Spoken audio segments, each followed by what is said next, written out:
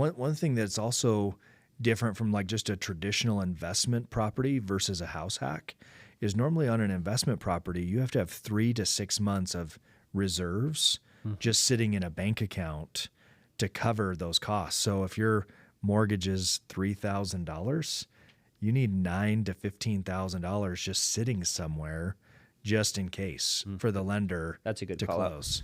Yeah. So that's a pretty big chunk of change that when you close, you have to have sitting there versus a house hack is I don't require any reserves. And a follow-up on that. So most house hacks, single-family home with a basement rental, does that rule apply to if I were to buy a duplex, triplex, fourplex? Do I have to have reserves? Nope. Yeah. So as long as it's under 4 units, that's considered residential, and it's the same rules apply there. Okay, awesome.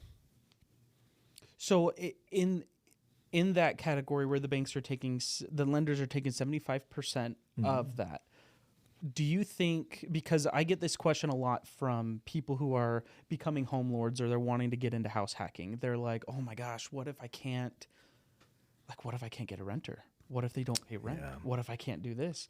And it's very easy to sit there and think about all these what ifs. But I normally tell them that the way that I put it is a bank or a national lender, they are investors. They are investors in you. They are investing in you that you will pay them back. And you will pay them back with interest. It's not what most people I don't feel like understand is that they are investors and they need their payout. They are taking a very calculated approach to it to get their money back. So when I tell people that when we do a 1007 or when we do these appraisals or whatever, that is the bank's way of ensuring that they trust you with the investment. So with that being said, because obviously that's how the lenders do it with the 75%, they're like, okay, this is what we're comfortable with. What kind of advice would you then give a home buyer who is worried about being able to afford a house hack? Like, how would you demonstrate that to them?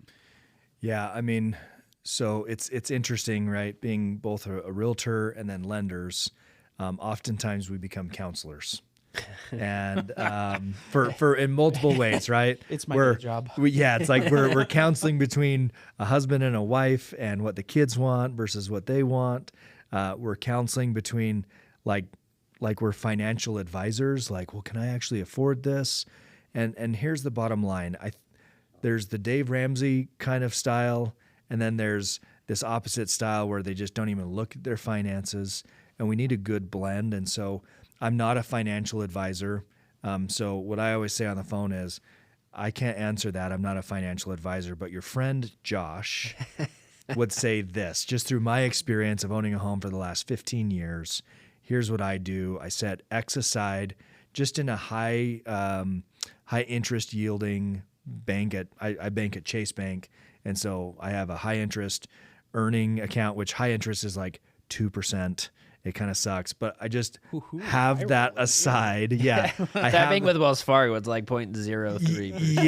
Yeah, right. Like it's ridiculously low. So when they say high interest, I'm like, is it? But anyways, I just put that aside because stuff does happen, right? We went on a trip to St. George for 4 days, and apparently one of my kids used the restroom before we left, and they flushed the toilet, and it ran for 4 straight days. And it flooded of course it was upstairs. So it flooded down into the basement and flooded out 2 of our bedrooms downstairs and a bathroom, and then obviously ruined the upstairs bathroom as well. And so those are things like you just have to plan for, right?